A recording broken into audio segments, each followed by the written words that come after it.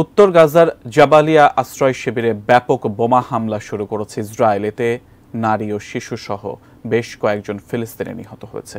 ১৪ লাখ ফিলিস্তিনি আশ্রয়স্থল রাফা ছাড়তে ইসরায়েল নির্দেশ দেয় সেখানে বড় ধরনের স্থল অভিযানের বিষয়ে উদ্বেগ জানিয়েছেন জাতিসংঘ ও ইউরোপীয় ইউনিয়নের কর্মকর্তারা।